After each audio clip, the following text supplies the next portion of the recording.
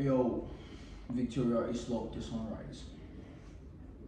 1964, there are further incidents of serious intercommunal violence. United Nations sends a peacekeeping force. Turkish Cypriots withdraw into enclaves. 1967, further incidents of violence between the two communities occur. There is a military coup in Athens and tensions build between President Makarois and the Greek regime. 1971, George Grivas returns secretly from Greece and forms EOKAB, once again aiming to achieve enosis. Summary: we've got Victoria Hislop, the writer, and the title of the book, The Sunrise. It's talking about, where is it again? The invasion between Greek and Turkish people, and something about the Cypriots. So it's talking about the invasion between Greek and Turkish, and it's also talking about the Cypriots. But that's all I know for now, not to the best of my understanding. Famagusta was once a thriving city of 40,000 people in 1974. Its entire population fled when Cyprus was invaded by Turkey. 40 years on, Varousa, as the modern city is known, remains empty, sealed off behind the barbed wire put up by the Turkish Empire. It is a ghost town.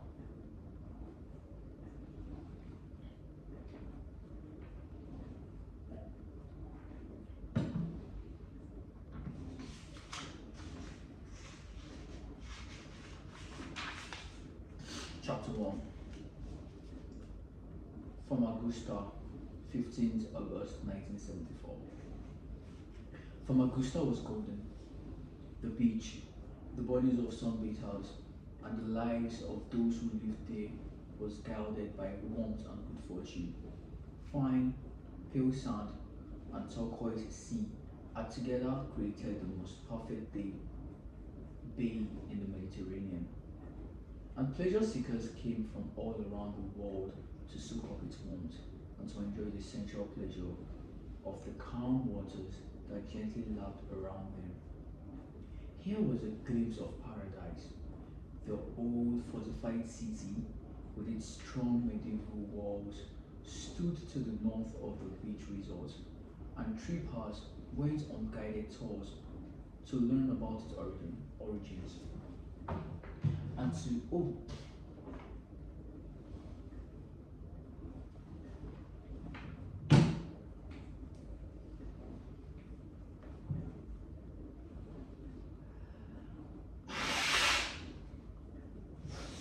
commercial break.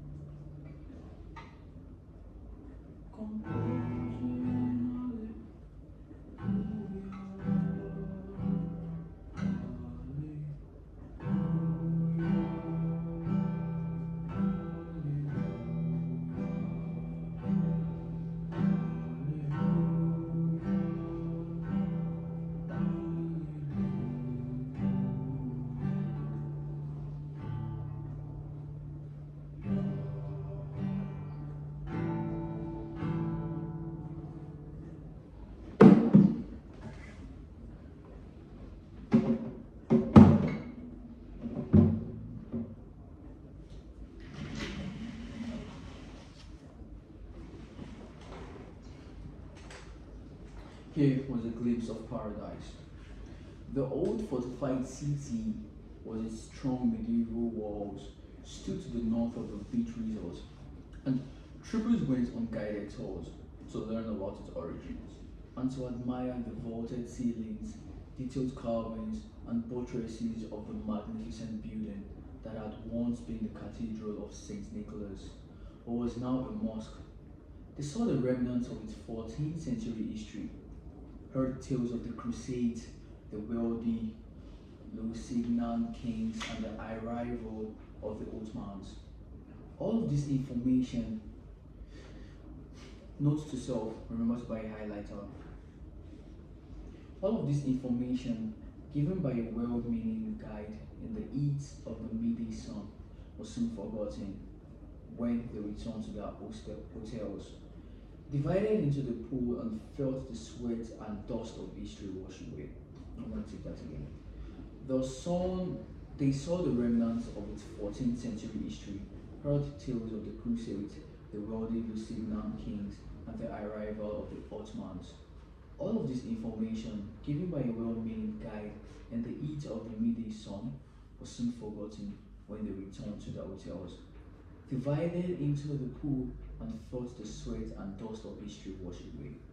It was the 20th century development that people truly appreciated, and after their excursion into history, they happily came back to the straightforward modern comfort and its characteristically huge windows that looked outwards on the glorious view. The arrow slits in the old walled city had been enough to give a sight into the enemy, but let in almost no light. And while the design of the medieval stronghold was aimed at keeping invaders out, the new city aimed to bring people in. Its architecture opened outwards and upwards to the brilliant blues of the sky and sea, not inwards.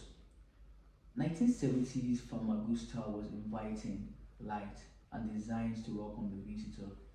The image of an invader needing to be repelled seemed something from another age. It was one of the world's finest resorts, purpose-built for pleasure, with little in its conception that did not have the comfort of the holidaymaker in mind. The tall buildings that hugged the coastline mostly comprised hotels and small cafes and expensive shops beneath them.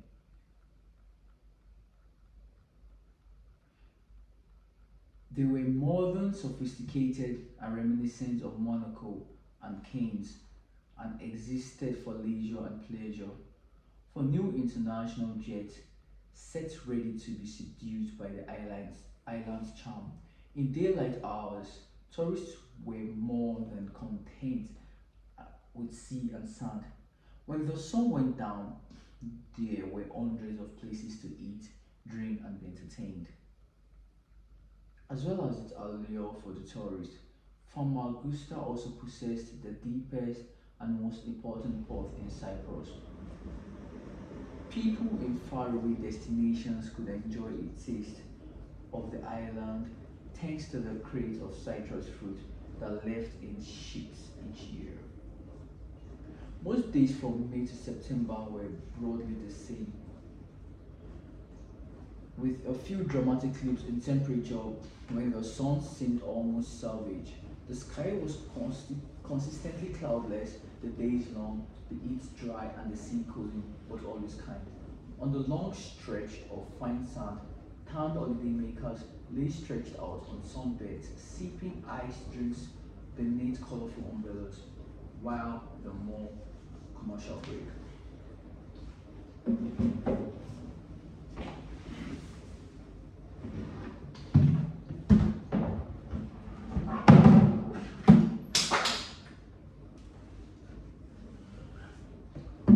boy.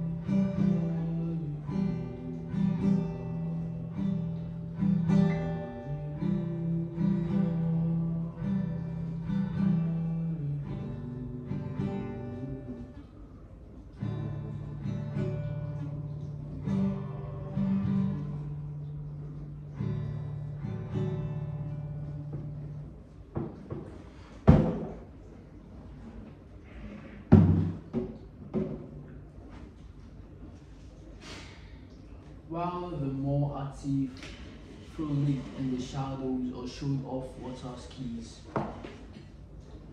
salooming expertly across their own wake. For Magusta tribe, residents, workers, and visitors alike enjoyed almost immeasurable contentment. The row of ultra-modern hotels stretched all along the seafront, mostly a dozen or so stories high. Towards the southern end of the beach was a new one. At 15 stories, it was taller than the rest, twice as wide, and so recently constructed it did not yet have a sign with its name. From the beachfront, it looked as minimalist as the others, blending into the necklace of hotels that lined the coast of the bay. The approach from the road, though, was grand with imposing gates and high railings. That hot summer's day, the hotel was full of people. They were not in casual holiday wear, but in overalls and workers' dungarees. These were laborers, technicians, and artisans putting the finishing touches to a carefully conceived plan. Although the outside of the hotel seemed to conform to a standard scheme, the interior was very different from its rivals. An impression of grandeur was what the owners were aspiring to, and they considered the reception area one of the most important spaces in the hotel. Commercial break.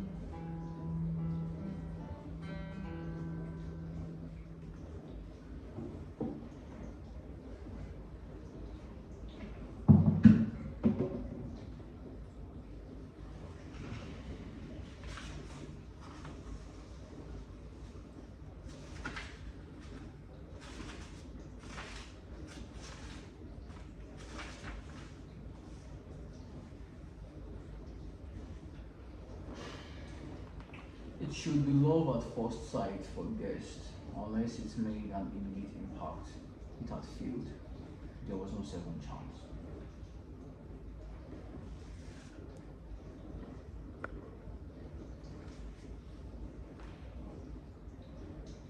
An impression of grandeur was what the owners were aspiring to, and they considered the reception area one of the most important spaces in the hotel. Excuse me.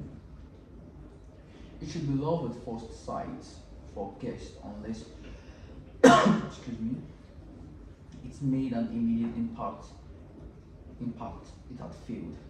There was no second chance. The first thing that should impress was its size. A man would be reminded of a football pitch, a woman would think of a beautiful lake. Both would notice the impossible gleam of the marble floor and experience what it might be like to walk on water. The person with this vision was Savas Papacosta. He was 33, though he looked older with a few wisps of grey in his otherwise dark green hair. Alright, so that was page 1, 2, 3. Alright, so summary. The writer introduced us to Famagusta and the beach of Famagusta, where we have different tourists. Yeah. And then the beach is pretty nice, and it's the Mediterranean. So from the map, we check where the Mediterranean is. It's a sea. So we've got the sea, we've got Turkey up north. So this is the compass here. Turkey is up north, then this tiny island is here down south. So the writer talks about Famagusta, says it was golden, the beach, the bodies of the sun, bathers, and lives of those who lived. They were guarded by warmth and good fortune. So definitely has a nice weather, the sun shining, it was sunny to the sunny day. Then it has a rich history where we have like old entrepreneurs went on guided tours to learn about its origins and to admire the vaulted ceilings, detailed carvings, and buttresses of the magnificent building that had once been the Cathedral of St. Nicholas. Then we also have the historical parts of the remnants from the 14th century history of the Crusaders, the wealthy Lusignan kings, and the arrival of the Ottomans. So basically, the writer is just telling us how beautiful Famagusta beach is and how we have different people there on resorts, and also some people are there for sightseeing, for the historical stories that Famagusta tells us. Now, the person with the vision was Savas Papacosta. What vision is that? Prior to that, the writer illustrated the first thing that should impress was its size. So there's an impression of a grandeur. An impression of a grandeur was what the owners were aspiring to, and they considered the reception area. So the reception area is a very magnificent sight to behold, and when people come there, it gives an impression of the grandeur. I think grandeur is a French word, probably in English means grand. Then the first impression you get is a football pitch. If you're a man and you're a lady, the first impression you get is a beautiful lake. And the person that came up with this ideology was Savas Papacosta. He was 33 years old, but he looked older than he was. So now we are starting to get introduced to specific characters in the book, in the novel. Alright. He was 33, though he looked older, with a few wisps of grey in his otherwise dark, crinkly hair. He was clean shaven and thick set, and today, as every day, he was wearing a grey suit. So he likes to wear a grey suit. I'm just gonna read now. The best available air conditioning system kept everyone cool and off. white and an off-white shirt. With one exception, excuse me,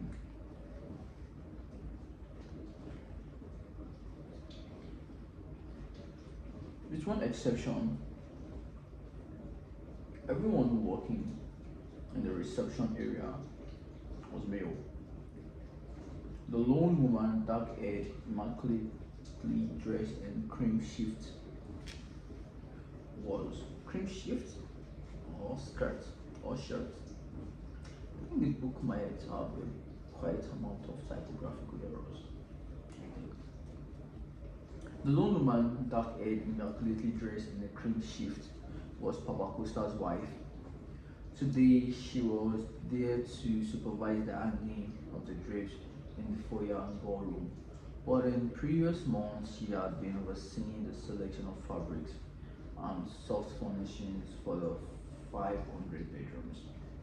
Aphrodite loved this role and had a great gift for it. The process of creating a scheme for each room, using a slightly different style for each floor, was similar to choosing clothes and finding accessories to match. Aphrodite Papacosta's taste would make the finished hotel beautiful, but without her, it would never have been built. The investment had come from her father, Tryphonas Markides, owned numerous apartment blocks in Famagusta as well as a shipping business that dealt with vast quantities of fruit and other exports shipped off its port.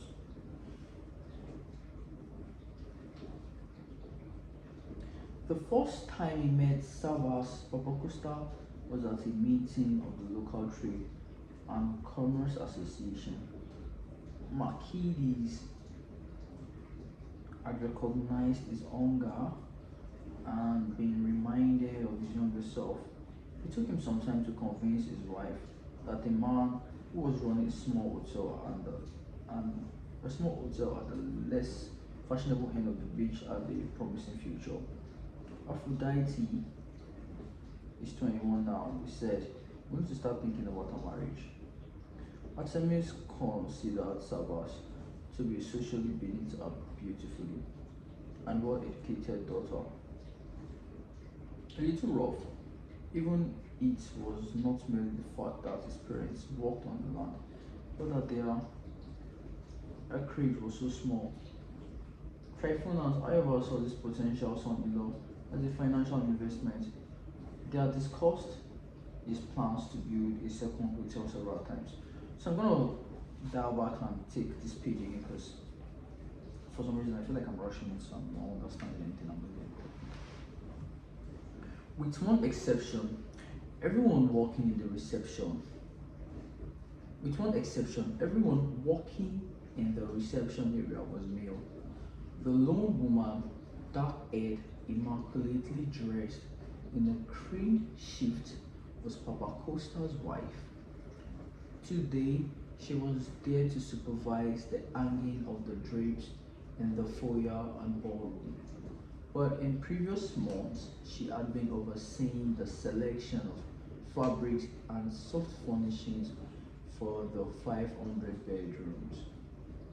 Aphrodite loved this role and had a great gift for it. The process of creating a scheme for each room using a slightly different style for each floor was similar to choosing clothes and finding accessories to match. Aphrodite Papacosta's taste would make the furnished hotel beautiful, but without her, it would never have been built. The investment had come from her father, Tryphonas Markides. Had come from her father.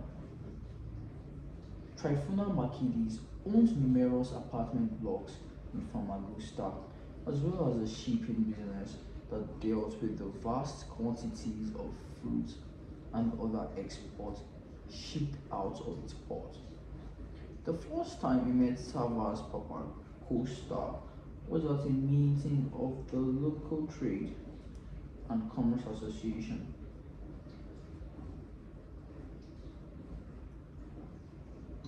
Alright, so summary. Savas Papacosta, responsible for the architectural design of the, what's it called? The reception area. Now at the reception area, everyone working there is male, but a lone female, which is Savas Papacosta's wife, Aphrodite, and she's quite, what's the word I'm looking for?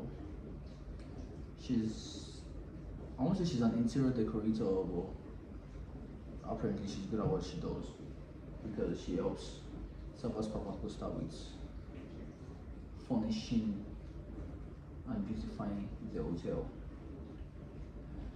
Now, the investment had come from her father, who is Tryphonas Makidis.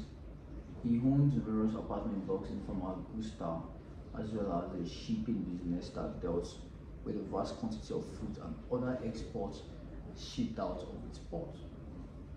The first time he met Savas Papacosta, that is Tryphonas, was at a meeting of the local Trade and Commerce Association. Makidis had recognized his hunger and been reminded of his own younger self. It took him some time to convince his wife that the man was running a small hotel at the less fashionable end of the beach had a promising future. Aphrodite is 21 now, he said. We need to start thinking about our marriage. Artemis considered Savas to be socially beneath a beautiful and well-educated daughter, a little rough even. It was not merely the fact that his parents worked on the land, but that the acreage was so small. Tryphonas, however, saw this potential son-in-law as a financial investment. They had discussed his plans to build a second hotel several times. Agapimu, his ambitions are immense. Agapimu. Alright, so before the next video, fingers crossed, I'm gonna get a highlighter so that when I'm done reading, I'll highlight some words. Then when I come back, I'll just,